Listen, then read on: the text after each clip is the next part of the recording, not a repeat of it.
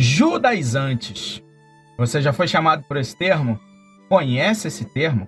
Conhece quem costuma mencionar esse termo? Pois é, hoje eu quero convidar você para aprofundarmos no UFC apostólico. É isso mesmo. O dia que o apóstolo Shaul e o apóstolo Kefa, que você conhece como o apóstolo Paulo e Pedro, quase saíram na faca por conta de uma discussão teológica profunda. E aí, sem mais delongas, eu quero compartilhar com vocês aqui a minha tela e mostrar para vocês alguns pontos que são necessários para a nossa reflexão, para que você não saia por aí simplesmente xingando as pessoas, né? Chamando de judaizante, sem entender o que realmente aconteceu. Pois bem, aqui na tela do meu computador eu vou mostrar para você aqui, nós temos o apóstolo Shaul, né? Que carregava a ideia de que as pessoas novas convertidas não precisariam fazer todos os procedimentos ligados à lei. E do outro lado, nós temos Kefa, Simão Kefa, apóstolo Pedro, defendendo as questões da lei, inclusive navegando entre os dois mundos, né? Que foi o motivo pelo qual o apóstolo Shaul dá uma boa de uma repreensão nele, inclusive quase saiu na faca. Então vamos lá. O que acontece nesse primeiro momento é um duelo de doutrinas. Tanto Paulo quanto Pedro são judeus e com duas visões completamente diferentes, né? Então eles trazem a ideia da circuncisão versus a graça, e daí surge o termo judaizante. Mas o termo judaizante, ele surgiu na Bíblia? Como que a gente pode investigar isso aí? Eu levantei algumas questões aqui, trouxe algumas referências para a gente poder debater. E aí eu quero colocar essa informação para você poder fazer a sua própria análise, tirar a sua própria conclusão. Eu não quero expor para vocês nada religioso, não sou nesse vídeo nem cristão nem judeu. Eu sou um cientista, até por formação, e a gente vamos analisar tudo isso baseado em evidências, né? Porque é isso que nós fazemos junto com o método científico. Eu sou professor universitário da metodologia de pesquisa, né? Então tenho um pouquinho de conhecimento sobre esse assunto e eu quero trazer para você, baseado nessa minha investigação, o que realmente aconteceu. E aí eu quero apresentar para vocês aqui de início o seguinte: a Bíblia por si só, ou qualquer outro documento, quando você analisa o discurso que está sendo feito ali, ele precisa levar em consideração algumas coisas: o tempo, o contexto, ou a cultura e o local. Ou seja, em que era que isso aconteceu, qual era a cultura da época, qual era o contexto e qual era o local. Essa frase não é minha, tá? Essa frase é do rabino Yehoshua Shlomo, e dá os créditos aqui para ele, porque isso é a plena verdade. Bate justamente com o que a gente tem dentro do arcabouço da metodologia científica. Você não pode simplesmente pegar uma informação que ocorreu na era medieval e simplesmente aplicar nos dias de hoje baseado na modernidade. Então vamos lá. Vamos dar uma chegada aqui. Vamos ver o contexto. Então nós temos um contexto onde os apóstolos já têm uma cultura semelhante, ambos eram judeus, seguidores da lei, fariseu, tá? E tanto Kefa quanto Shaul como Yeshua, todos eles eram judeus, fariseus, tá?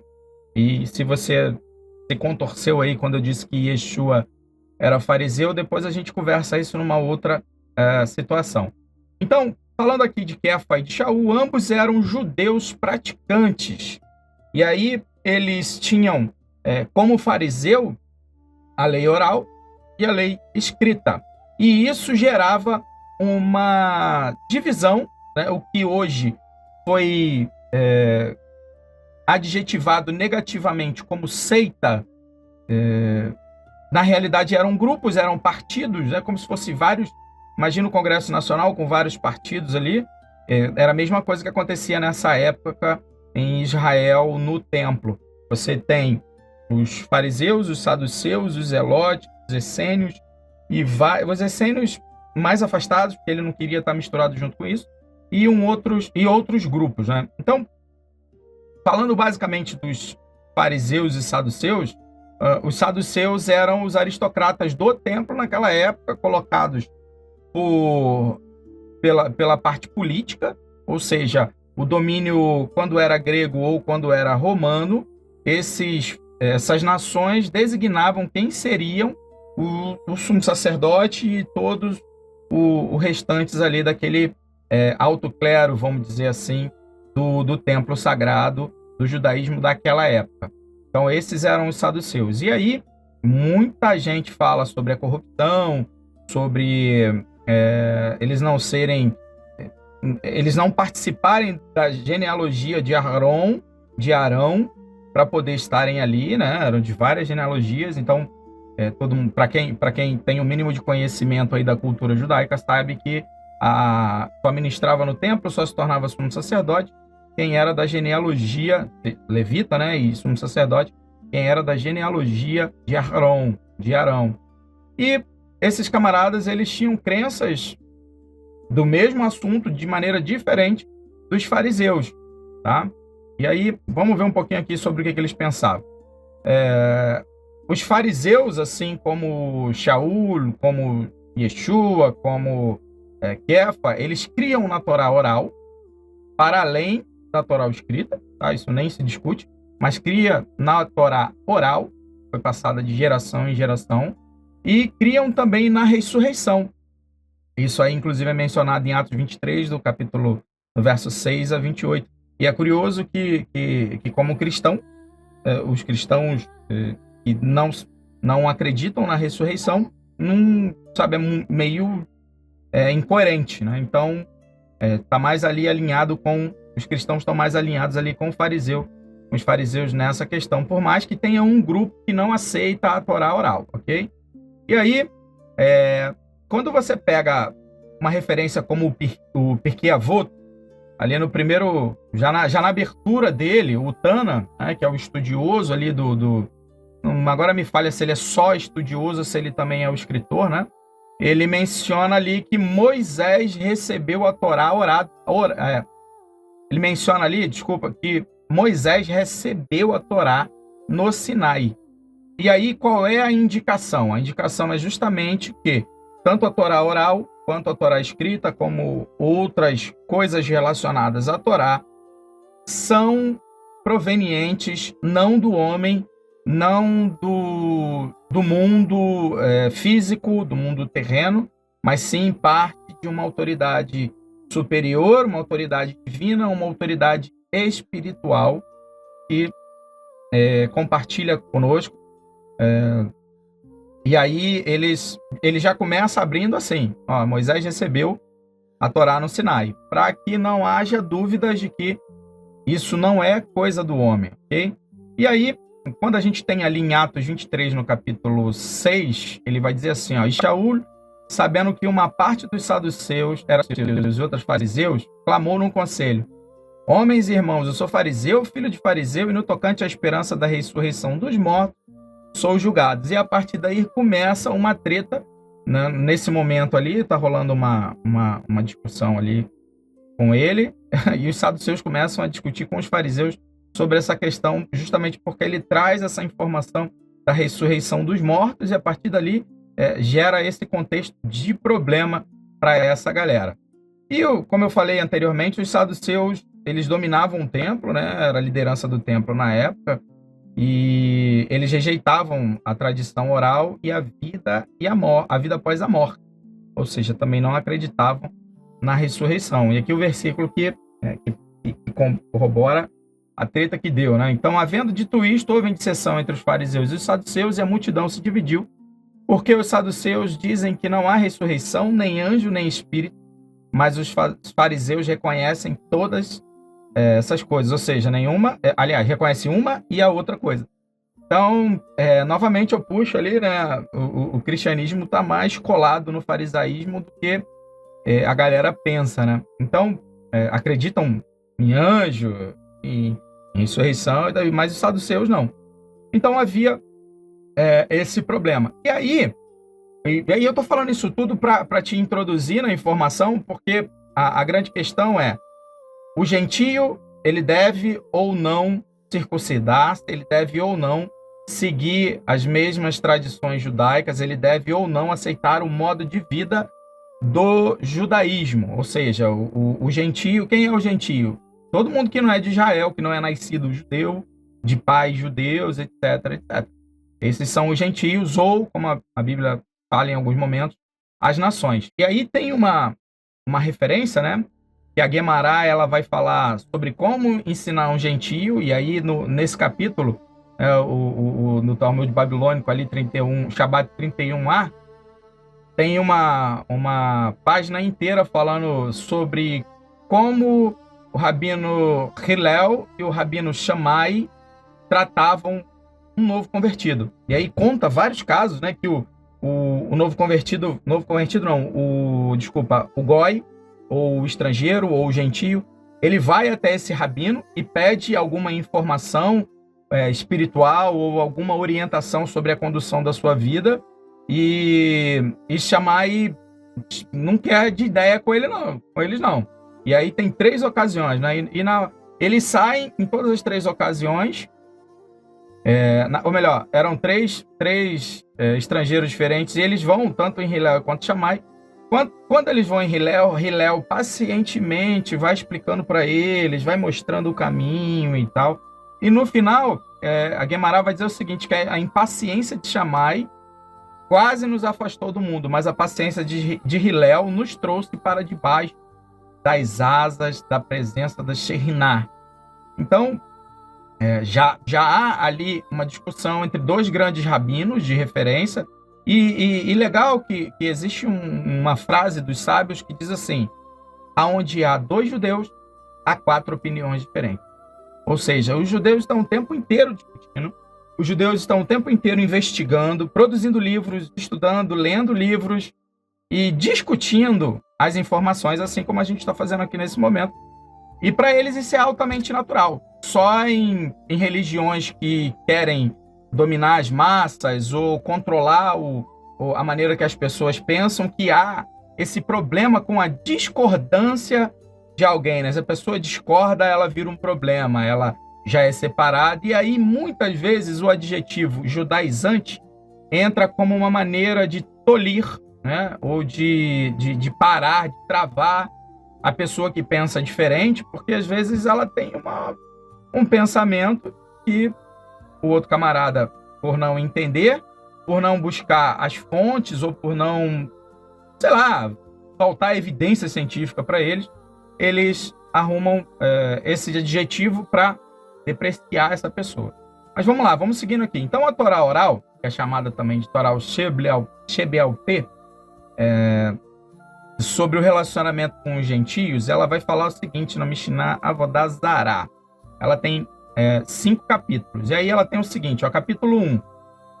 Todo esse tratado judaico de maneira, de comportamento, ele tem uma intenção por trás, a gente vai ver nas lições importantes do que ele quer dizer, mas ele tem 5 capítulos ali que trata da relação de um judeu com um estrangeiro, com um gentio, e tudo isso preocupado com questões relacionadas à idolatria, a sua própria proteção, a segurança do povo e outras coisas.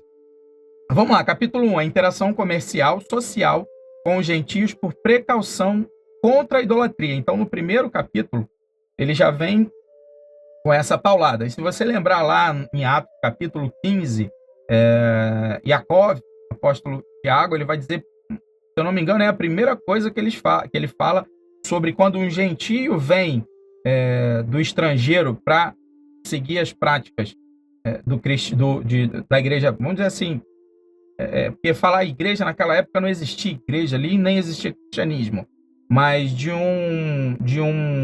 da seita do Nazareno, vamos dizer assim, como eles é chamado, a seita do caminho. Os que estão vindo para lá, se convertendo a Yeshua naquele momento, eles recebem exatamente isso. É a primeira coisa que Yaakov fala: se abstém do ídolo, para com a idolatria. Então essa é a primeira coisa. Vamos ver aqui, Então eles dizem assim, um judeu ele é proibido de vender ou comprar dos gentios, é proibido emprestar ou pedir emprestado, e ele introduz a ideia de que a proibição não se limita apenas a uma adoração ativa, mas também a qualquer outra forma de apoio ou benefício indireto à idolatria. E essas coisas aconteciam fundamentalmente 3 dias, muito mais, né? Fundamentalmente muito mais quando estava próximo de sacrifícios ou festividades pagãs, né? Você vê a gente agora tem na igreja cristã, de muito tempo na igreja católica e agora na igreja protestante, a gente tem muito tempo as festas de São João, né?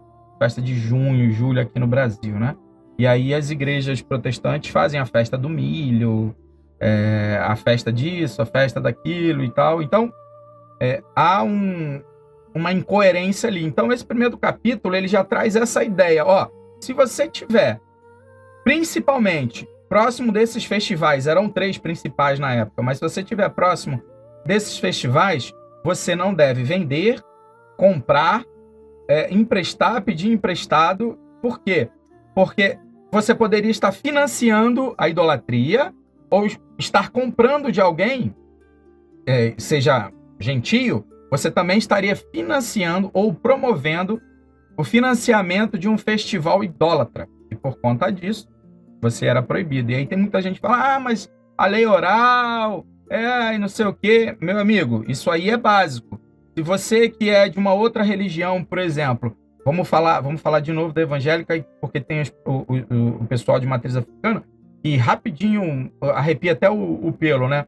Por exemplo, imagina você iria lá tá precisando de uma roupa para o coral da sua igreja que seja branca, e aí você vai lá buscar junto com um candomblessista. Não tem nenhum problema na roupa ou na prática, eu não estou julgando isso aqui, mas pensando pelo conhecimento do senso comum, você iria lá comprar roupa com eles, essas produções?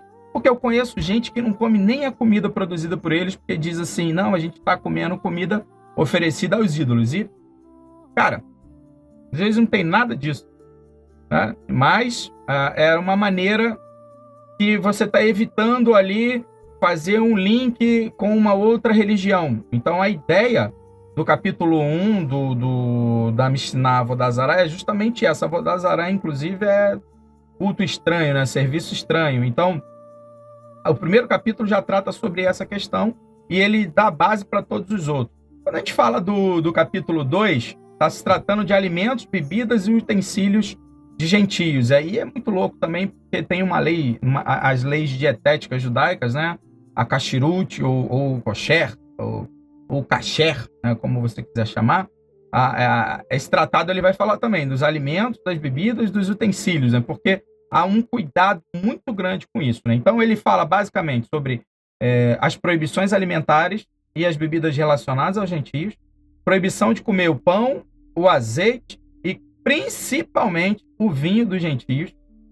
Trata também sobre o queijo, sobre a carne, estabelecendo ali princípios que a mera produção de um gentio não necessariamente proíbe o alimento, mas certas condições, como o uso de enzimas não kasher ou de natureza de manuseio do vinho, fazem e tornam esses alimentos ou essa bebida proibida. E ele proibiu o uso dos utensílios que foram usados para idolatria, mesmo que eles tenham sido purificados. Pasme, porque tem um ritual de purificação que o judeu faz em seus utensílios, tá? Para garantir que não há nenhum tipo de contaminação física ou espiritual. Então, esse tratado, no capítulo 2, ele trata sobre isso, sobre tudo isso. E Pedro e Paulo, possivelmente, tinham conhecimento também disso. Até porque Kefa, o apóstolo Pedro, ele vai justamente causar esse problema com Shaul por conta desse tipo de situação. A gente vai ver aqui um pouco mais para frente. Vamos para o capítulo 3, então. A identificação e o manuseio dos ídolos em locais de culto. Aborda a distinção entre o que é ídolo e o que são meros ornamentos. E aí você deve pensar aqui no Brasil, sabe aquelas cabeças que ficam assim, na varanda do pessoal, que o pessoal bota pendurado nas casas, tal, que vocês muitas vezes falam que é do demônio? Pois é, esse tratado fala sobre isso. Ele menciona a maneira que o posicionamento das mãos da estátua, se ela estiver segurando alguma coisa, porque para eles existem uma distinção entre o que é um ornamento, né, algo para embelezar o ambiente e algo que na realidade é uma idolatria, é um culto, né? Através desse boneco, desse artefato. E ele fala também sobre as árvores de culto, né, que são as regras de pureza e proibição associadas a elas, e os materiais derivados dela, como madeira e fruto, né? Então tem essa questão também. Se a madeira foi utilizada ali para produzir um ídolo, né, eles não deveriam ter contato. Capítulo 4.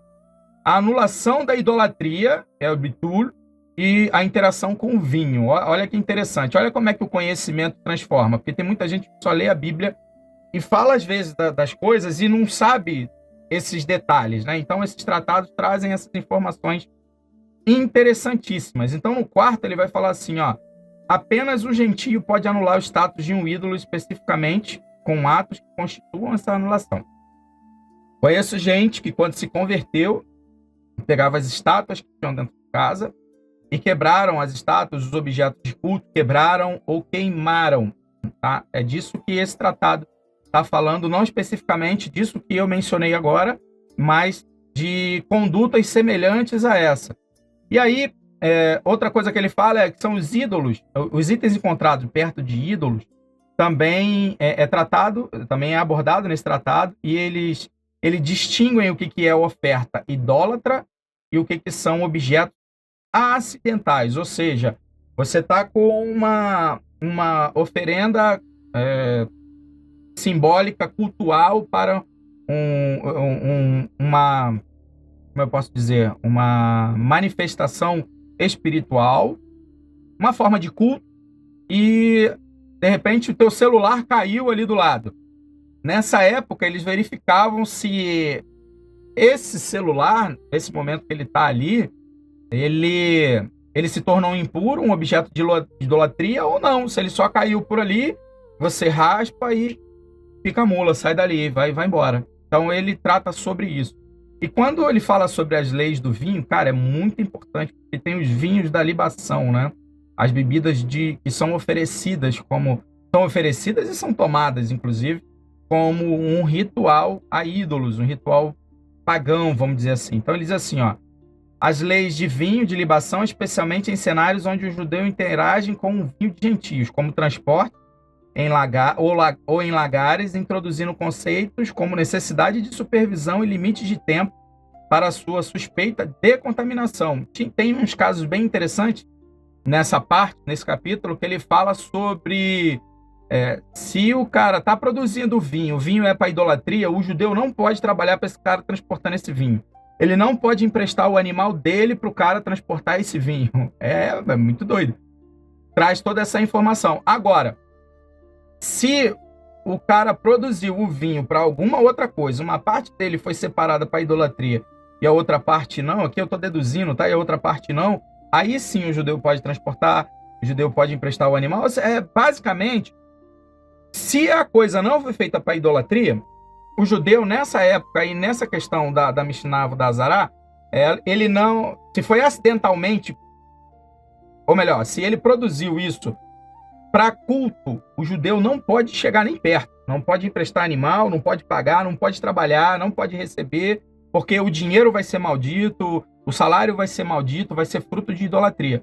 Agora, se ele foi feito para uma outra finalidade, aí sim, aí ele pode, tá? E tem outra coisa. Por exemplo, quando ele fala aqui de suspeita de contaminação, ele diz o seguinte: por que ter a supervisão rabínica ou a supervisão judaica? Se você pega um cacho de uva, esse cacho de uva está cortado, e alguém derramou um vinho de idolatria ali, que foi usado para idolatria, esse vinho contamina aquela uva. Então, já não serve mais esse cacho. Então, está contaminado, e por isso é um dos exemplos de como funciona a supervisão. Vamos tratar o seguinte aqui agora. Deixa eu ligar a luz de novo aqui. Vamos tratar o seguinte aqui agora. Capítulo 5. Mistura entre itens proibidos e purificação de utensílios. Regra de gênero com gênero, ou seja, proibição de qualquer quantidade, e de gênero diferente, proibição se houver uma impartição de sabor. Ele lista uma série de itens que são intrinsecamente proibidos, independente da proporção, tá? relacionados à idolatria, ao vinho, à carne com leite, etc. Detalha as leis de purificação de utensílios comprados com os gentios através de imersão ou fervura. Lembra que eu falei que tinha um negócio legal? Ó? Eles faziam isso, ó, imersão na água para limpar, lavagem normal, fervura com água quente ou fogo incandescente, tacar direto no fogo ali, garantindo que os utensílios usados na casa judaicas sejam livres de qualquer vestígio de contato proibido. Isso, inclusive, é feito até hoje, na época do Pêssar, na época da Páscoa judaica, tá? E você, erroneamente, aí na igreja evangélica, que nós, né? Erroneamente, na igreja evangélica, comemoramos no dia errado. E não fazemos a metade do que eles fazem. Tem que limpar a casa, tem que tirar toda a poeira, sabe, tudo. Então, quais são as lições importantes da Mishnah Avodah que foi produzida há muito tempo, e elas se aplicam até hoje? É um compêndio profundo sobre santidade e separação. E aí você entende porque tanto Kefa quanto Shaul estavam brigando, porque ambos estavam tratando de algo relacionado à santidade e à separação. Então, a crítica dos dois é para isso, é para que se tornassem mais santos e fossem separados para Deus, né? E a gente vai ver mais para frente como isso se aplica.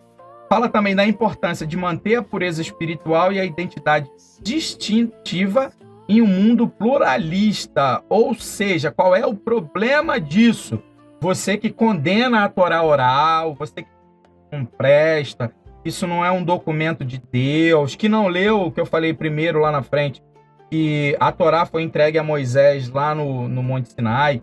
Por que esses documentos não servem se eles estão fazendo isso? Estão propondo a santidade, eles estão propondo a pureza espiritual, estão propondo que você tenha uma identidade em um mundo que é amplamente pluralista, ou seja, defender as suas crenças, defender a sua orientação espiritual. Outra coisa interessante, o monoteísmo judaico exige uma vigilância constante, coisa que eu não tenho visto nos outros pares religiosos, e aí eu estou falando por mim, né? Pode ser que você esteja vendo aí. Cara, a vigilância é constante. Se você não vigia ali, tanto que o pessoal fala na igreja, né? Vigia, varão, e tal, é disso. Vem daí essa intenção de você manter uma vigilância constante em tudo que você come, tudo que você compra, tudo que você empresta, com quem você se relaciona. E eu não estou falando aqui de separação das pessoas, simplesmente eu vou caracterizar ela com uma religião diferente da minha, assim como o termo judaizante eu vou caracterizá-la diferente da minha e eu não vou me envolver com essa pessoa, não vou me relacionar. Isso é uma das críticas de Shaul a Kefa, né? Ele estava mais preocupado com a lei do que no relacionamento com as pessoas. A Mishnah ensina que o ambiente influencia o indivíduo, ou seja, você tem que ter cuidado aonde você anda, com quem você fala, o que você faz, desde sempre. E ele é um reconhecimento que práticas de assimilação cultural e a normalização de práticas idólatras podem erodir gradualmente a fé e os valores. E lembra aí que eu falei da festa junina, que hoje a igreja antigamente criticava essa coisa toda, e aí hoje foi assimilado. Ou seja, a igreja evangélica pegou isso aí e agora ela passa a fazer. E a galera tá indo numa boa, essa assimilação. Tá? Então, o problema de Kefa, pelo que me parece aqui com o discurso nesse embate, nesse UFC apostólico contra Shaul, é justamente essa. É a questão da assimilação. Tá? Vamos ver mais lá para frente. Então, fechamos aqui. Fechamos o contexto. Apresentei para você o contexto da nossa grande batalha entre os apóstolos. Agora vamos falar sobre a época. E aí a gente tem o seguinte, na época a gente tem 4 referências. Cartas dos Gálatas, que foi a primeira, e aí está em ordem, tá? A primeira a ser escrita por volta de 48 a 57. Por que os números aqui tá de tanto a tanto? Porque não há uma conclusão científica entre os estudiosos sobre esse tema, tá? Então, por isso que tem ali o aproximado. Então, a gente tem a carta aos Gálatas, os Atos dos Apóstolos, de 60 a 70, o Concílio de Jerusalém, que foi entre 48 e 50, e eu quis botar ele ali depois de Atos dos Apóstolos, porque a gente vai ver Atos 15 ali, tá? Para você entender. Então, basicamente assim, carta aos Gálatas, Concílio de Jerusalém, e depois a publicação de Atos dos Apóstolos. Vamos ver lá na carta aos Gálatas. A carta aos Gálatas, ela vai expor a existência de pessoas que investigam a conduta e cobram as assimilações da lei. Ou seja, Havia um grupo, e isso está registrado na Bíblia, no compêndio sagrado da Bíblia, seja ela judaica, cristã, a judaica, eu não vou dizer porque tem ali a Torá, Taná, e tem gente que não aceita os escritos da Nova Aliança, da Brit Hadashah, né, do Novo Testamento, da Aliança Renovada, né, como é o nome correto, né, de se falar, e não Novo Testamento, mas sim Aliança Renovada. Em todos esses, você vai encontrar que havia um grupo de pessoas pós a ascensão de Cristo aos céus e pós Pentecostes ali da visita do Espírito Santo sobre os apóstolos, que começaram a investigar o que os apóstolos e o que os seguidores dos apóstolos estavam fazendo, como eles se comportavam, como vivem, o que comem, onde se reúnem, né? Aquilo, né? E esse grupo, ou esses grupos, que não eram poucas pessoas, eles importunavam de maneira muito grande a Paulo, a Shaul, né, apóstolo Paulo. Então ele se sentiu incomodado várias vezes por isso.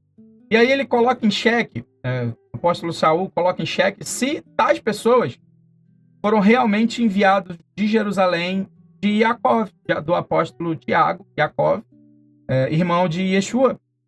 Ele coloca isso em xeque, se essas pessoas realmente foram enviadas por ele. Porque na primeira viagem, a gente vai ver as viagens de Paulo, de Shaul daqui a pouco, você vai ver que ele vai lá receber a permissão, ele vai receber a chancela dos apóstolos para que ele pudesse fazer o que ele fez. E essa galera ficava ali investigando e importunando ele. Então, está dentro desse contexto. E aí tem o relato, que é da onde provém a primeira ideia do judaizante. É um debate público que Shaul tem com Kefa sobre a sua postura ambígua junto a gentios e judeus. Então, quando você pega um judaizante, uma pessoa que te chama de judaizante ou fala que você é judaizante, que a tua ideia é judaizante, talvez ela não saiba muito bem o que realmente aconteceu para que esse termo surgisse. E aí vamos ver, ó. Shaul acusa Kefa de promover a assimilação dos costumes judaicos quando ele se porta como gentio. E aí a gente tem que ter cuidado porque tem várias informações aqui. Primeiro, a promoção da assimilação, como eu falei para vocês no contexto um pouco anteriormente, da questão de você trazer todos os costumes judaicos, todas as obrigações da Alahá, da Mishnah, da Guemará, do Talmud em si, da Torá e tal, etc, etc, e colocar isso sobre os gentios recém-convertidos, quando Yaakov determina 4 leis básicas que eles deveriam seguir, e eu digo básicas e resumidas, porque ele não fala só para fazer aquilo ali. Só que, pela minha interpretação e pela interpretação de alguns teóricos que eu li aqui, Pedro estava fazendo essa assimilação, assimilando o costume, só que ele fazia isso na frente dos judeus, cobrava a postura judaica, cumpria as leis, etc, etc, e com os gentios, teoricamente, ele não estaria se portando como judeu e sim como gentio. E aí há um debate, tá? Eu não quero entrar em detalhes sobre isso, eu vou até expor minha opinião, mas o debate é que alguns estudiosos colocam que ele se comportava totalmente como gentio, literalmente abandonando as leis de Kashrut, aquelas leis que a gente falou anteriormente, que é apenas um resumo de várias outras, e passava a se comportar como um gentio comum. E aí a minha opinião eu tenho muita dúvida sobre isso, porque primeiro porque Pedro era, pelo que a gente vê, com um comportamento exótico, vamos dizer assim, né? Ele tinha essas loucuras, né? Uma hora cortava a orelha de alguém, outra hora queria ir para cima, uma hora estava chateado, queria abandonar tudo, enfim. Então, tem essa situação. Quando ele tem Cornélio lá, que a gente vai falar inclusive sobre isso, tem a situação de Cornélio, enfim. Então eu tenho dúvidas se ele realmente se comportava full como gentio, tá? Ele não mantinha nada da sua origem judaica, mas esse é o motivo, desculpa, pelo qual Shaul acusa Kefa. Fala, meu irmão, você quando tá com gentio, você se comporta como gentio e critica judaísmo. E aí quando você tá com o judaísmo, você critica os gentios. Então você tem que se ligar, velho. Você tá aí sendo hipócrita. Então, seguindo aqui, Concílio de Jerusalém. Quando eles vão resolver essa questão do grupo que trazia essa ideia de que os novos convertidos a Yeshua deveriam, seja eles judeus ou seja eles estrangeiros, melhor, nesse caso aqui é só para os estrangeiros, eles deveriam se circuncidar e seguir exatamente as mesmas leis que os judeus tentavam seguir na sua totalidade. Então o concílio, ele basicamente aborda se eles precisavam se circuncidar e seguir toda a lei judaica. E detalhe, para serem salvos. Eles não estavam querendo discutir se eles deveriam ou não seguir as leis, porque o próprio Deus colocou isso como estatuto perpétuo, como a gente vai ver lá no finalzinho dessa conversa. Mas sim, se eles seriam salvos por isso. E aí há uma questão. Essa questão é debatida, e a decisão do conselho foi o seguinte, que os gentios não precisavam ser circuncidados na carne, mas deveriam abster-se de certas práticas. E aí o circuncidado nas práticas era o seguinte, meu amigo, na carne era o seguinte, meu amigo, essa imposição, você era obrigado, você tinha que ser obrigado. E eles vão mostrar, os apóstolos vão mostrar, principalmente Shaul, vão mostrar que a circuncisão deveria ser voluntária. Ela não deveria ser obrigatória. Primeiro a circuncisão do coração, e aí se você quiser saber sobre circuncisão do coração, estuda, porque não está nem na metade do que tu acha que faz e acha que é circuncidado de coração. Eu sou circuncidado de coração, você não é nada, velho. Nós não somos. Falta muito ainda, tá? E aí eles vão dizer o seguinte, Yaakov vai passar a seguinte questão. Ó, eles devem se abster de certas práticas, como comer alimento sacrificado aos ídolos. Tá? Esse é um ponto. Ou seja, também promover a idolatria ali, né? Ou ser idólatra. Novamente, eles deveriam deixar de comer sangue e deveriam comer carne de animais estrangulados.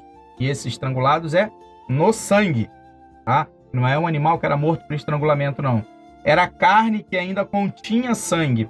Você cortar o bife aí do açougue, em alguma ocasião você vai conseguir encontrar algumas artérias ou capilares ali dentro daquela carne. Você vai ver uma manchinha escura ali que é um sangue pisado.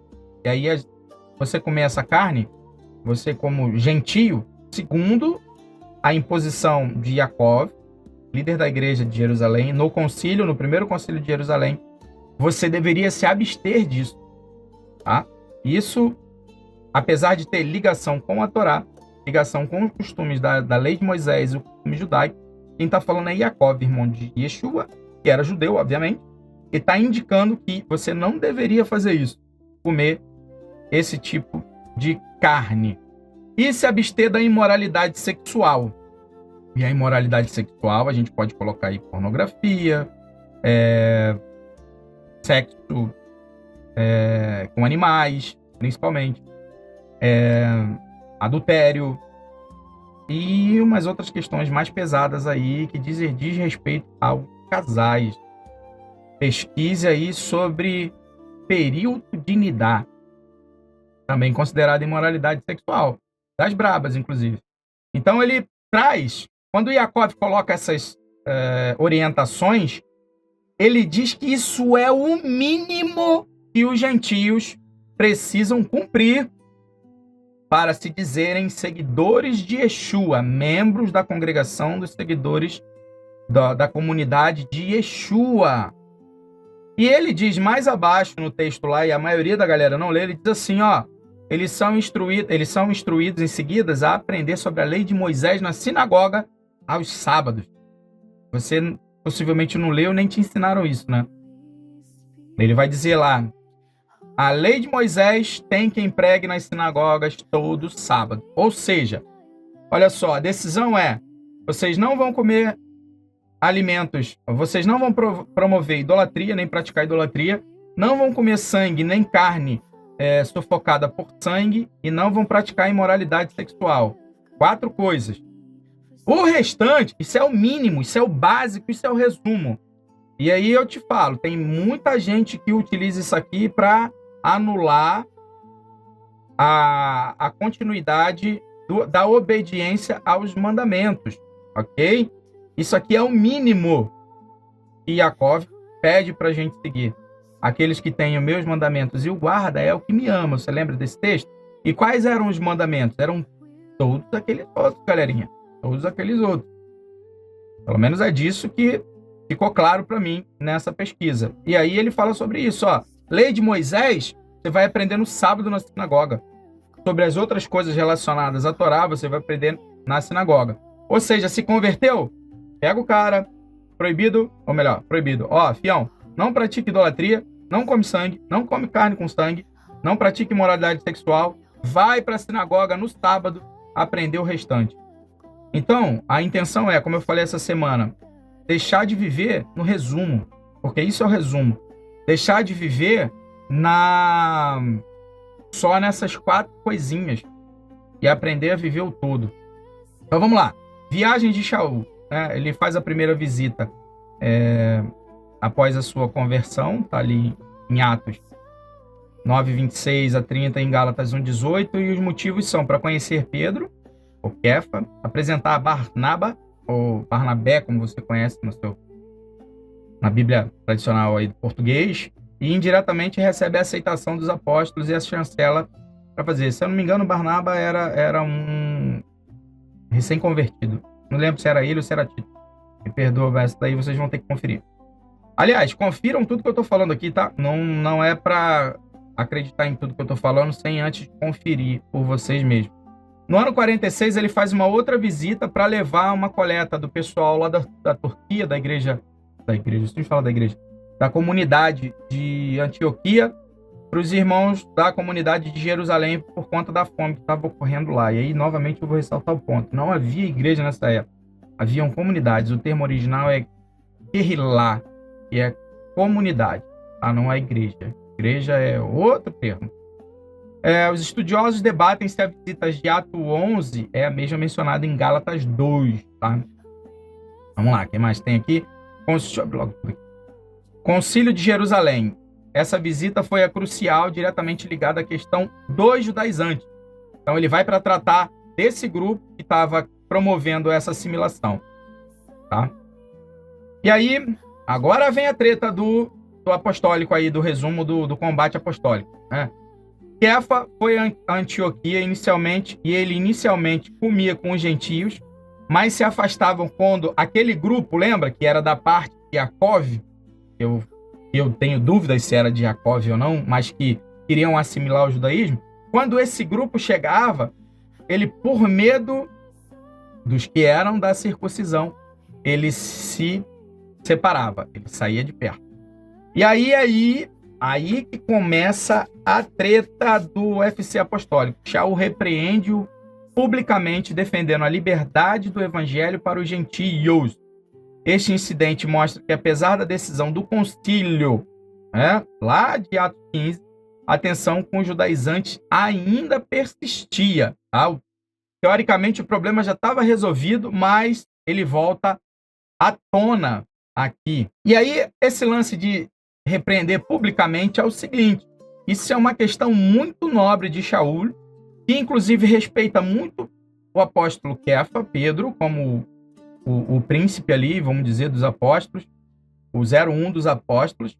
Ele repreende publicamente porque os grupos faziam esse tipo de coisa em oculto, ou seja, faziam fofoquinha. Então ele traz isso para público, repreende ele publicamente, mas de maneira que não provoca nenhum tipo de cisão, né? Como a galera acha, que ele repreendeu porque Pedro estava errado, que não sei o quê. E aí bota Paulo como o brabão. Eu só assim, não tem nada a ver. Ele se colocou na posição dele de humilde ali e humildemente repreendeu ali, trazendo esse contexto para ele. Então, vamos parar de pensar aí que Shaul era arrogante a esse ponto, né? Então, fechando essa questão, ele volta na sua última visita, que inclusive ele é preso, né? Após a sua terceira viagem missionária. Ele retorna para Jerusalém para levar uma nova coleta para os pobres da Judéia. Encontra-se lá com Yaakov, com Tiago e os anciãos, que você vai ver aí como presbítero, mas na realidade é ancião o termo. Eles estavam cientes dos rumores que Shaul estava ensinando os judeus da diáspora a abandonar a lei de Moisés. Isso era um boato.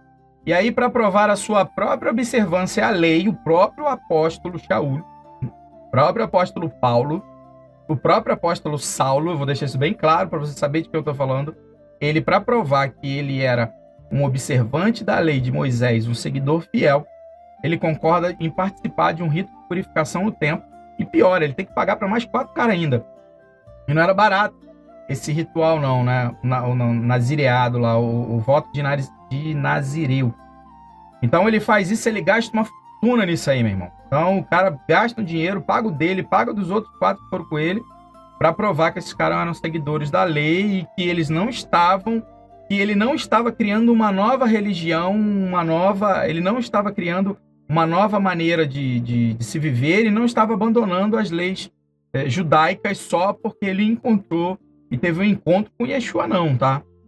Essa visita culmina, então, na prisão de Shaul, dizem que foram desencadeados pelos judeus da Ásia, que os acusavam de trazer um gentio ao templo, ou seja, um desses caras aí que foi nessa onda fazer o ritual de purificação. Novamente, essa é uma questão relacionada às fronteiras entre judeus e gentios por conta da má interpretação e do mau uso da lei judaica. E aí a gente fecha aqui o tópico sobre as viagens de Shaul e fechamos a época. Então a gente já passou, estamos chegando na metade aqui, ó. Fechamos o contexto e a época. Vamos falar sobre os judaizantes. E aí o negócio é grande, hein? O problema de Kefa em Atos 10. Vamos lá. Primeira coisa, o que tinha de diferente em Cornélio? Vamos lá para Atos 10. Ele era um centurião romano, mas esse cara contribuía com as festas, com ofertas, né? Ele fazia orações conforme a tradição judaica, ou seja, Shaharit, de manhã, Minha, depois do almoço, e Arvit, à noite, possivelmente chamar Lamitá, no final da noite antes de dormir. E ele recebe uma visão e ele obedece à voz do anjo. Cara, um romano obedecendo à voz do anjo. Então, qual era a grande diferença de Cornélio, do centurião? Ele era um cara piedoso, ele era um racídico. Ele né, eu não sei se dizer aqui que a Hassidut, né, se aplicava a ele, possivelmente sim, mas ele era um piedoso, um racídico. Então esse cara era diferente, e aí você vai entender, que eu vou falar lá no final sobre isso, por que tanto Paulo quanto o próprio Deus menciona que os piedosos têm lugar no reino de Deus, seja ele gentio, seja ele macumbeiro, católico, protestante, judeu, Hare Krishna, sei lá o que mais. O piedoso, ele tem lugar no reino de Deus, e eu vou te mostrar no finalzinho aqui. Então essa era a diferença de Cornélio. Outra coisa que acontece lá em Atos 10, naquela visão que Pedro tem depois, né, da situação apresentada por Cornélio, ele não mata e não come nenhum animal impuro, mesmo que um anjo estivesse ordenando ele a fazer isso. O anjo ordenou e ele não fez. E esse contexto, essa visão é utilizada no momento de oração, pós-oração, naquele momento ali de meio-dia. Ou seja, ele devia ter acordado tarde, estava fazendo shaharit atrasado, e aí está com fome, vai preparar, antes de preparar o almoço, ele entra em êxtase, tem essa visão aí pelo Espírito, mas ele não come e ele nem mata animal impuro. Então, e esse texto, Cornélio, não justifica e não embasa nenhum tipo de liberdade para se comer qualquer tipo de animal de qualquer maneira, ok? E quem fala isso é a Bíblia, não sou eu. Na visão, não se tratava de comida, mas de uma separação exacerbada da halahá, né, da halahá rabínica. Ela trazia santidade ao corpo, mas provocava separação entre as pessoas. Por conta disso, que ele tem essa visão, tá? E ela acaba entrando com uma crítica aos circuncidados e também fala sobre a techuvá na vida dos gentios, tá? Isso quer dizer o quê? Que Shaul fala, inclusive, isso. E o problema com essa dubiedade de Kefa era justamente que ele se preocupava mais em cuidado com a comida do que no relacionamento com o outro, tá? E ele promovia uma ausência da techuvá, ou seja, do arrependimento e de vida para os gentios, de promoção de vida por conta da palavra do Eterno para os gentios, tá? Então esse é o problema que ele tem ali em Atos 10. O Cornélio, ele tá ali totalmente fiel à literatura e às leis judaicas, e um romano vai lá, velho. Ele tem que ir comer com o romano. Então, vamos ver. Agora vamos falar um pouco da origem do termo. Essa parte é muito importante. Fica aqui comigo, você que já ficou até agora. Problema do idioma. O primeiro problema do idioma é viver como judeu. No texto, você vai ver quem que inventou esse termo judaizante. O texto original não traz nada sobre judaizar. Judaizante. Na realidade, o texto promove ali a ideia de viver como judeu. Então, esse problema, quando ele fala ali para Kefa, você, quando está com um gentio, você vive como um gentio, e quando você está com um judeu, você vive como judeu, e aí você quer que os judeus vivam, ou melhor, os gentios vivam como um judeu.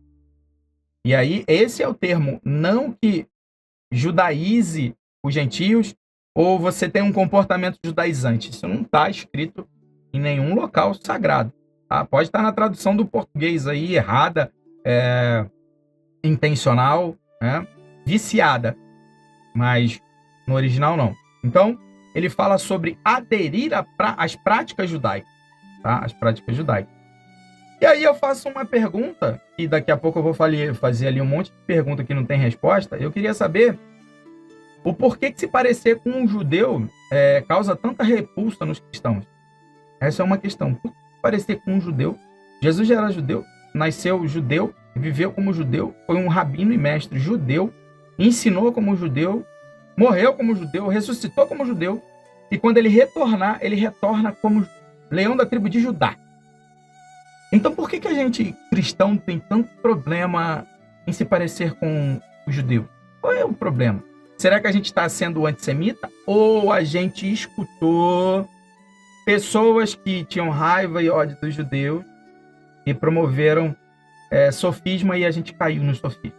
Então, esse é um conceito complexo e muitas vezes é controverso na história da teologia cristã, tá? Então, fechamos aqui o problema do idioma. A teoria da origem bíblica.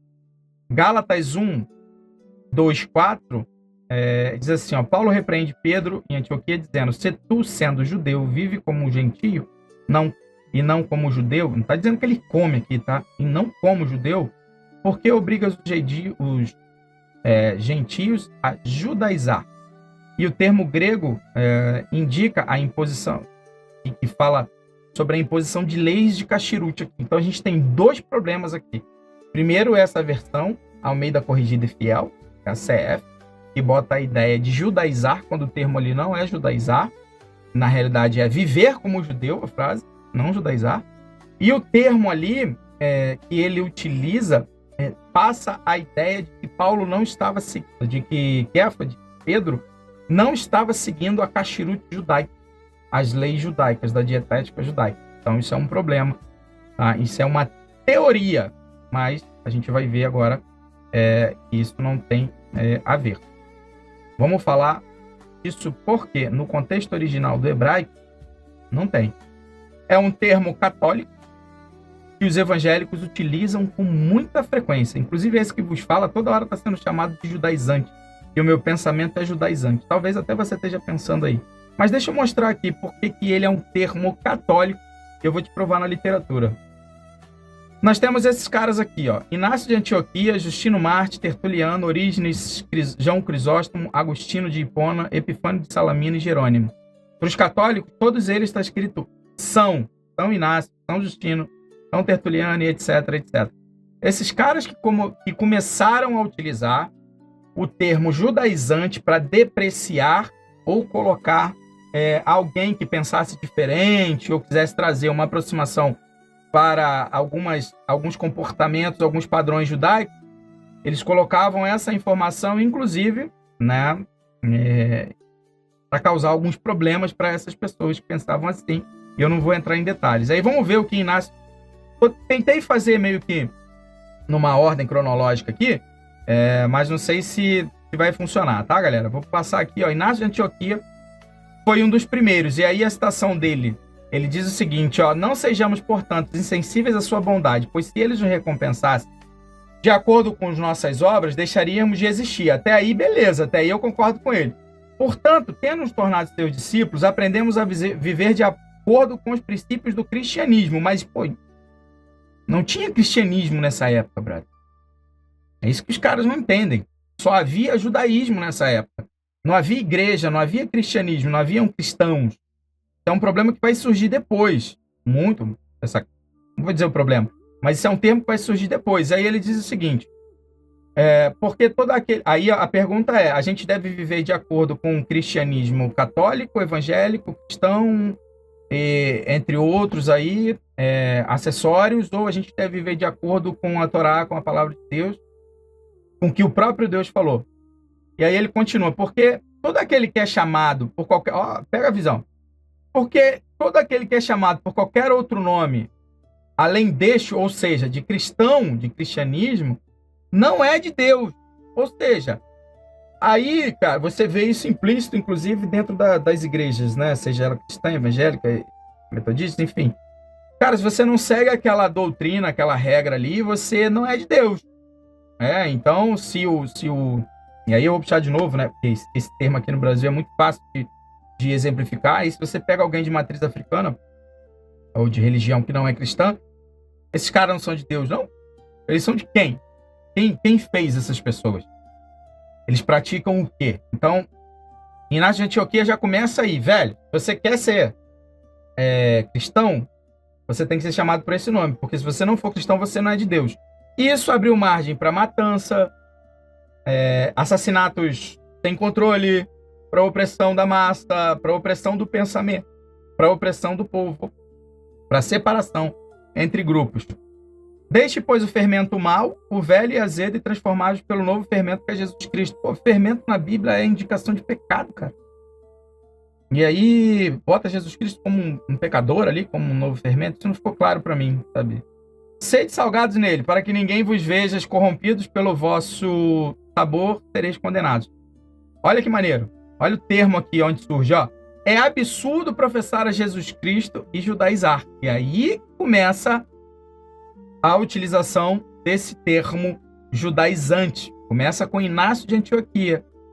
E aí está dentro da sua Bíblia cristã, dentro da sua Bíblia católica, dentro das outras Bíblias, todas elas, termo judaizar, exceto no contexto original judaico, hebraico, aramaico, e até no grego, né, há uma divisão ali dizendo que a nova aliança, ou aliança renovada, a Brita Hadashah, o Novo Testamento, não foi escrito em hebraico. Inclusive os papas da igreja, que são esses caras aí que eu estou mostrando para você, alguns deles comentam sobre um manuscrito de Mateus escrito em hebraico. Então, tem coisa aí. Porque o cristianismo não abraçou o judaísmo, mas o judaísmo o cristianismo, para que assim toda língua que nele crê pudesse ser reunida em Deus. Isso aí a gente coloca em debate, tá? E aí na citação dos magnésios, na carta aos magnésios 10:3, ele diz assim: não se deixe enganar por doutrinas estranhas, nem por velhas fábulas judaizantes. Ou seja, e aí tá ali o verbo grego, né? O lodaikon. E aí, cara, olha isso. Velhas fábulas judaizantes. Então ele coloca todo o contexto da Torá, do Taná, da lei oral, sabe? Como se fossem fábulas. Olha o nível que esse cara faz. Esses caras são os papas da patrística. A igreja evangélica estuda nos seminários teológicos. São os pais da igreja. Mas pais de qual igreja, cara? Você está seguindo esse tipo de situação aqui, né? Não se deixe enganar por velhas fábulas. Ou seja, o próprio Jesus poderia ser uma fábula, né? O próprio Yeshua é uma fábula. Justino Mártir, ele bota ali a caducidade do Antigo Testamento, diz que não serve, substitui pela lei de Cristo, adora a Cristo como se fosse o próprio Deus, é uma baita de uma heresia, substitui Israel pela igreja, outra loucura. Cara, dentro da igreja evangélica que mais tem isso aqui, nós somos o Israel de Deus agora. Não é Israel de nada, cara, que arrogante. Como o novo Israel é o verdadeiro povo eleito de Deus. Tem nada de povo eleito. Povo eleito são os israelitas. E aí no diálogo dele com Trifão, isso é um documento histórico, ele diz assim, ó, aqueles de vossa raça que dizem crer, ele tá falando com um judeu ali, tá? Trifão é judeu. Em troca, Trifão, aqueles de vossa raça que dizem crer em Cristo, mas a todo custo pretendem obrigar aqueles de todas as nossas nações a acreditarem nele e viver conforme a lei de Moisés, ou que não se decidem a conviver com este, eu também não aceito estes como os cristãos. Então ali. Todavia que eles foram persuadidos e tal. Da mesma forma que afirmo que, aqui ó, os que digo que não podem absolutamente salvar são os que, se liga, depois de confessar e reconhecer que Jesus Cristo é o Senhor por alguma causa, passam a observar a lei, negando a Cristo e não se arrependendo antes de morrer. Olha que loucura que esse cara faz. Ó, se você aceitou a Cristo e você pratica mandamentos que estão na lei judaica, cara, você não vai ser salvo. É o mesmo debate que Kefa está tendo com Shaul sobre a questão de ser salvo ou não, e aí surge o termo judaizante. Da mesma forma que afirmo que não se salvarão por mais que estejam na descendência de Abraão, os que vivem segundo a lei. Aí isso, cara. Mas não creem em Cristo, ou seja, todos os judeus aqui, ele disse que os caras não vão ser salvos. Principalmente aqueles nas sinagogas anatematizam e anatematizaram os que creem neste mesmo Cristo para a salvação, e livrar-se do castigo do fogo. Diálogo com Trifão. Olha o nível da loucura do cara. Então vamos lá. Tertuliano. Aqui é brabo.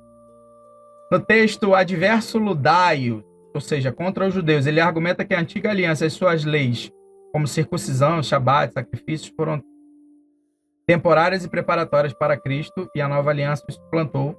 E ele procura provar que a profecia do Antigo Testamento se cumpriu em Jesus, portanto a lei não vincula mais a salvação. E aí ele discute no capítulo 3 e 4, afirmando que Deus escolheu Abraão antes da circuncisão e que o descanso shabático deveria ser entendido como forma espiritual no cristianismo, ou seja, não é para praticar. E ele critica, inclusive, o jejum por se parecer como uma forma judaica.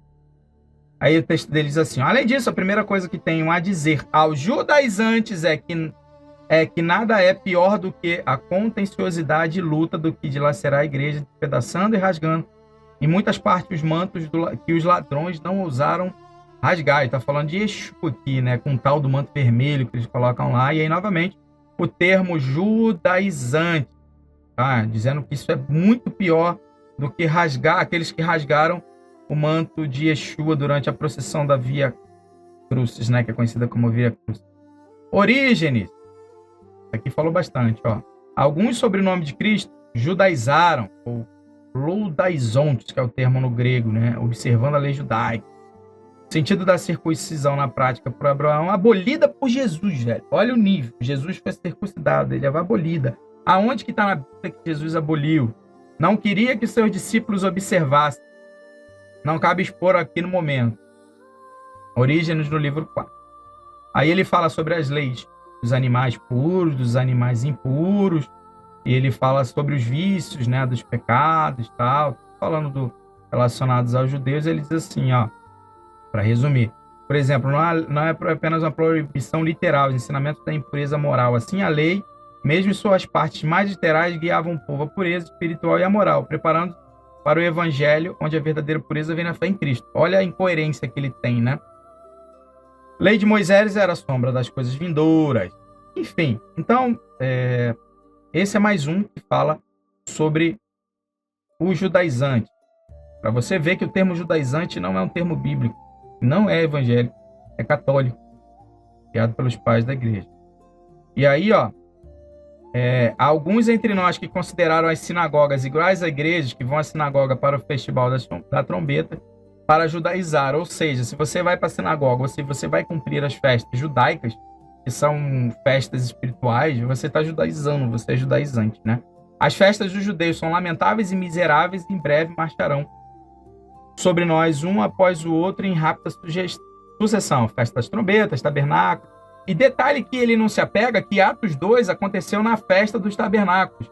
Ou melhor, na festa do Pentecoste. Me fugiu um nome agora do termo hebraico. Mas o Pentecoste de Atos 2 acontece justamente nessa época, né? Numa época de festas. Os caras estavam cumprindo, os que estavam de madrugada e de manhã foram visitados pela manifestação do Ruach HaKodesh, do Espírito de Santidade, que você conhece como Espírito Santo, eles estavam cumprindo um ritual judaico baseado na Torá oral, que era de você, se você passasse estudando a madrugada dessa noite, você receberia muita luz espiritual da Torá para aprendizado.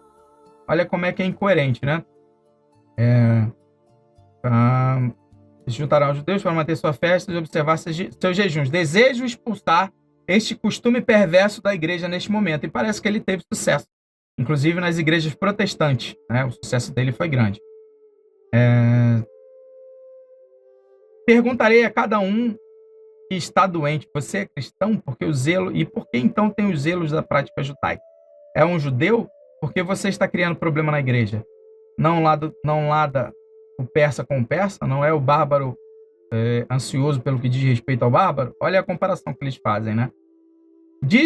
Deixe-me também dizer agora contra estes judaizantes cristãos. Se você julga o judaísmo como verdadeira religião, por que você está causando problema à igreja? E aí as citações deles são muito grandes, eu tenho todas elas aqui. Pausa o vídeo aí para você ler o que eles estão falando. Ele fala aqui sobre jejum, sobre obstinação, sobre festa. Aqui, ó.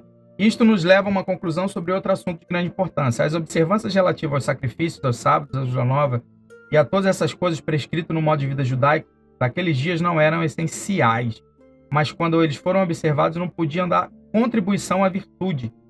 Então, assim, é inútil ao homem. Essa era a ideia dele. Agostinho de Hipona.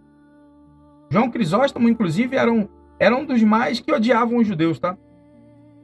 Não sei como você consegue aí dizer que ama Jesus, que ama Cristo. Fala assim, a palavra diz assim: se você diz que ama a Deus, você não vê, como você odeia o teu irmão, e esse cara, como você não ama o teu irmão. E esse camarada aqui, um papa, um pai da igreja, o pai da igreja católica, que é estudado em seminários evangélicos, promovido como pai da igreja, o cara promove em todas as suas homilias, que são várias, são 10 e vários outros livros, um ódio violento contra os judeus, né? Então, Agostinho de Hipona, ele fala que é preciso observar a diferença entre a lei, tá, por causa das práticas, porque eles não vigoram na disciplina cristã, tá? Ele diz aqui também que ele não rejeita as escrituras, mas ele traz uma nova iluminação, tá? Assim, nós que somos cristãos, não judaizamos, antes reconhecemos o judaísmo literal, foi um caminho que nos conduziu a Cristo, bem parecido com os que os outros falavam, né? Os judeus, com suas escrituras e observâncias, são como os bibliotecários de Cristo.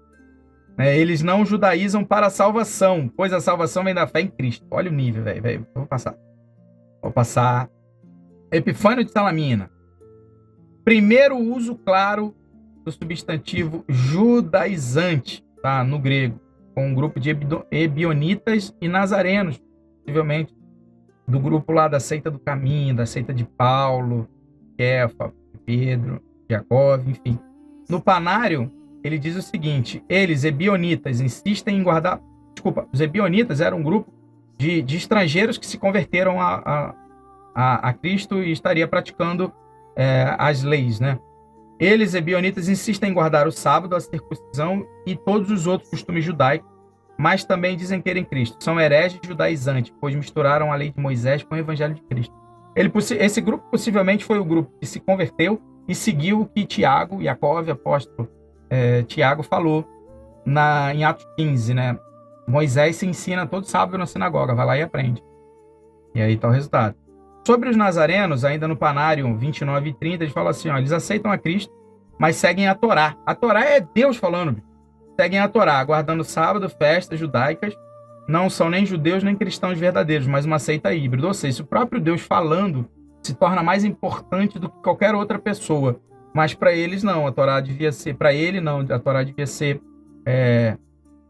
considerada como judaizante. Popularizou o termo judaizante para o grupo Ebionitas e Nazareno. E por fim, não o último, mas por fim aqui pela nossa discussão, Jerônimo.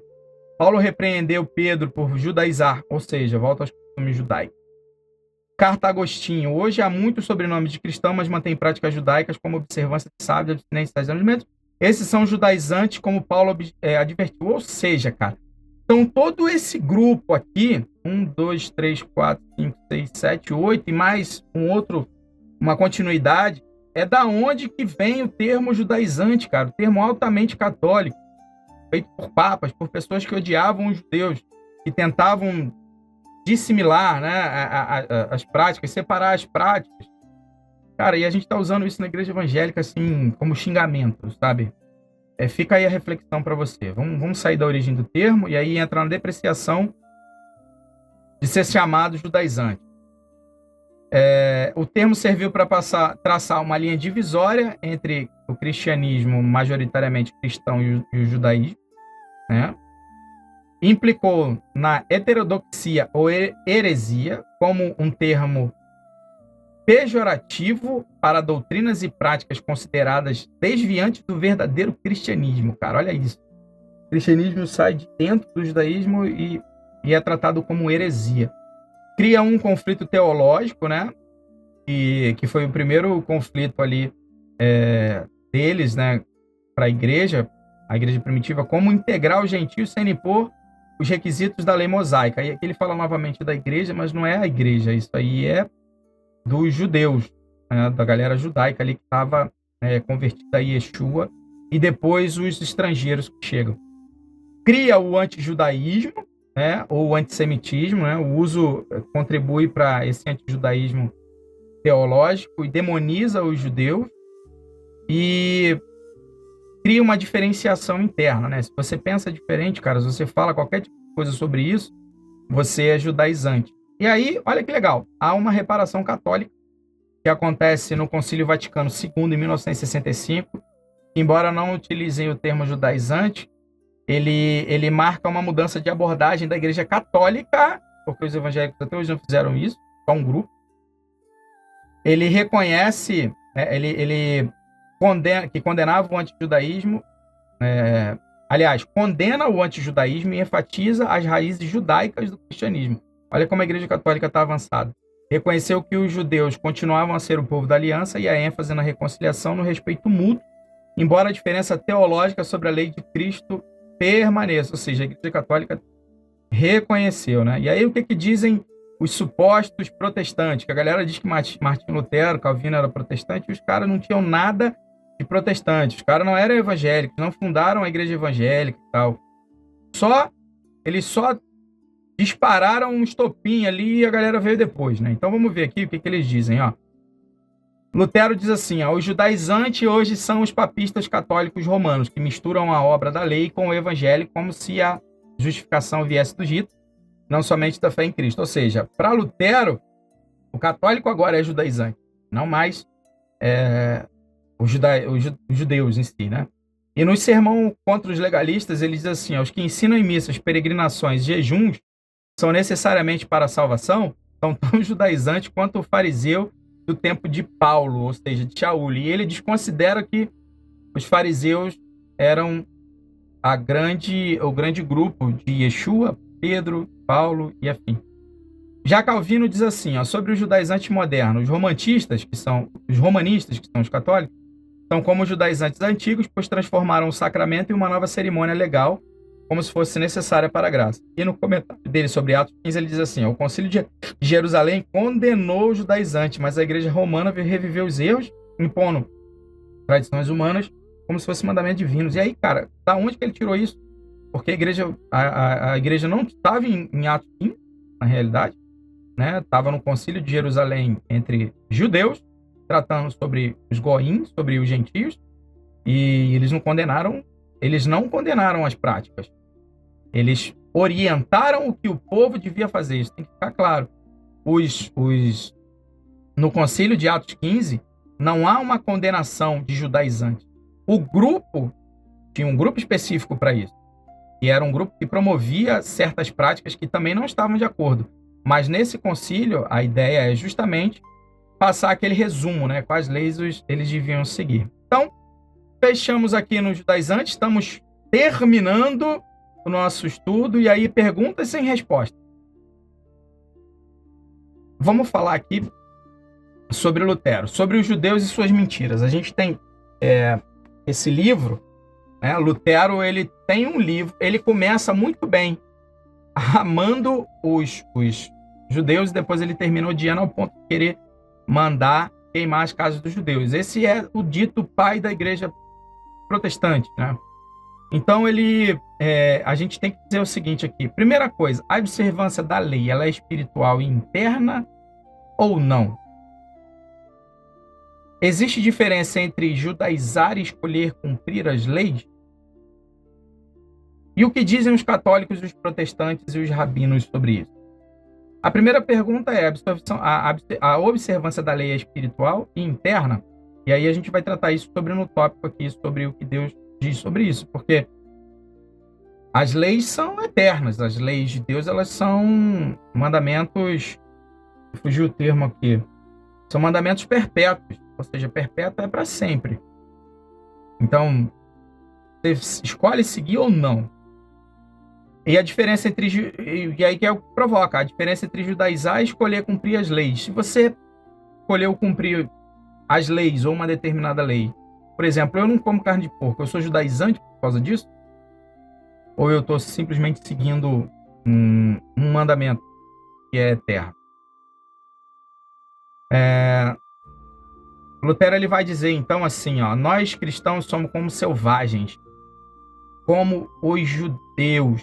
Se eu fosse judeu, eu preferia virar porco a me tornar cristão em tais condições.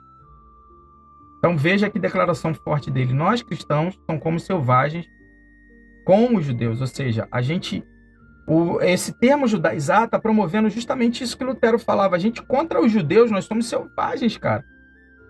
A gente, promove tudo contra os judeus.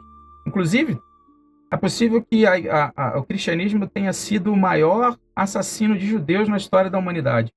A gente precisa ver esse número. Se eu não me engano, foram mais de 15 milhões. E aí depois ele vai dizer o seguinte, ó: ele cria um panfleto contra os judeus, que era violento. Ele diz assim, ó: queime as sinagogas, destruam as casas judaicas, confisque as suas propriedades e expulsem os judeus dos territórios cristãos. Coloque em trabalho forçado ou em exílio para quem se recusar a se converter, cara. Esse é o pai da igreja protestante, Lutero. Olha o ódio que esse cara tava. E aí você pensa, o ódio contra teu irmão, o ódio gratuito contra o teu irmão, contra seus irmãos, foi o catalisador da destruição do templo na segunda vez. E o cara, padre, monge, católico, que é tido como a pedra fundamental da formação da igreja protestante, ele promove essa coisa: queimar a sinagoga, destruir a casa judaica, confiscar os bens, expulsar os judeus, botar para trabalhar como escravo, ou em exílio quem se recusar a se converter. Eles chamam os judeus de vermes, mentirosos, diabólicos. Se pudesse matá-los, estaríamos fazendo a vontade de Deus. Alguma semelhança com nazi, né? E aí, nos outros textos que ele promove, ele diz assim, ó: associa os judeus ao anticristo e ao fim dos tempos.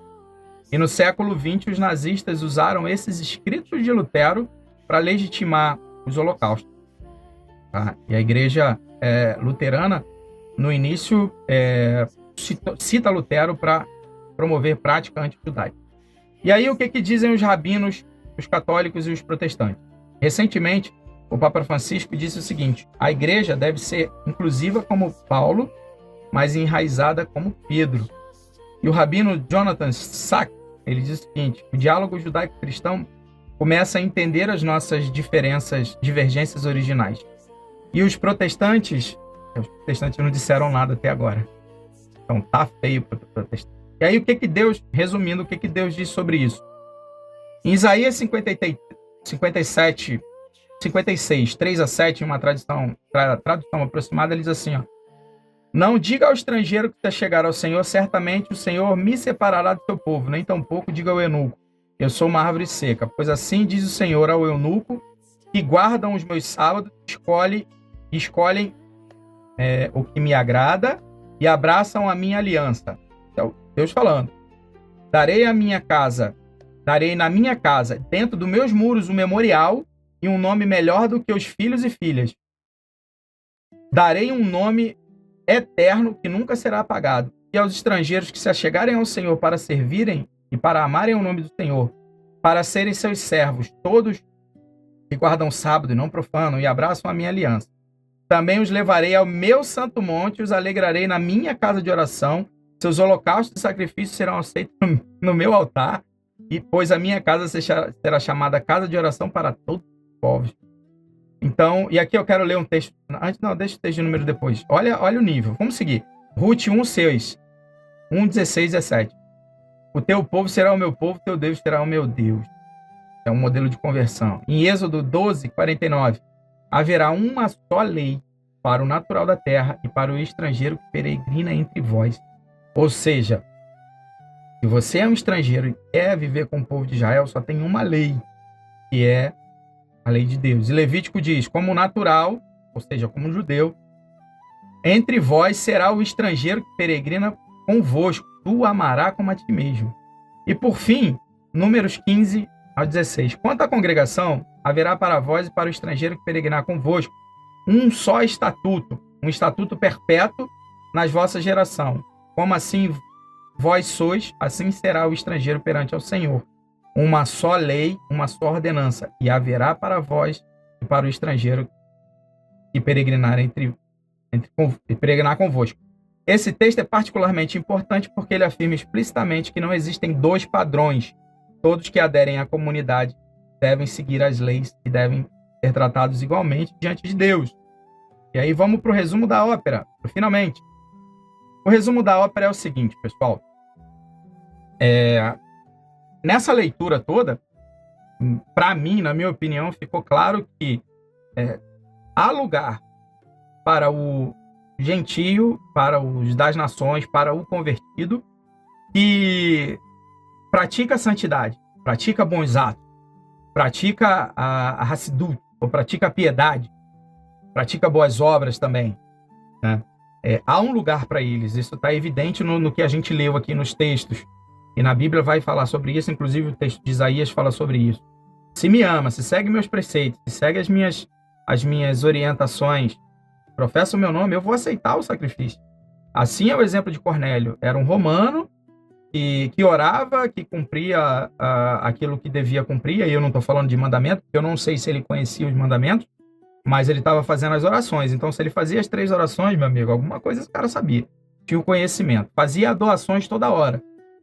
Então, esse cara foi digno de ter seu nome lembrado, né, como um exemplo, e foi santificado. E ali, o anjo, trazendo a mensagem de Deus, ele fala exatamente isso. O que eu santifiquei, você não impurifica. Né? Está purificado. Não tem impureza. Outra coisa também, dentro do resumo da ópera, é que Pedro, Kefa e Shaul, Paulo, de maneira alguma dizem que não é para ser seguido a lei de Moisés. De maneira alguma. Ele apenas diz o seguinte: Pedro, você não pode promover assimilação. Você não pode simplesmente, quando está com os judeus, se comportar como judeu e querer que os gentios se comportem como judeu e que eles tenham a vida de judeu. O que foi decidido lá atrás no concílio foi que a gente tinha para os gentios o que eles deveriam seguir como um resumo e não mais exigir para ele um completo cumprimento da lei para que houvesse a salvação. Detalhe é esse, para que houvesse a salvação. Não que você não deveria seguir a lei, não que você não devia cumprir os mandamentos, porque isso, como o texto ali de Êxodo mostrou, é um estatuto perpétuo. Então isso é inegociável, é o próprio Deus falando. Agora ficou como uma escolha. Eles colocam como uma escolha. aquele que escolhem, também não devem ser chamados de judaizantes, assim como os papas da patrística ali colocaram, como que deviam ser mortos, que deviam ser expulsos do seio da igreja, e nada disso. Deviam ser aceitos.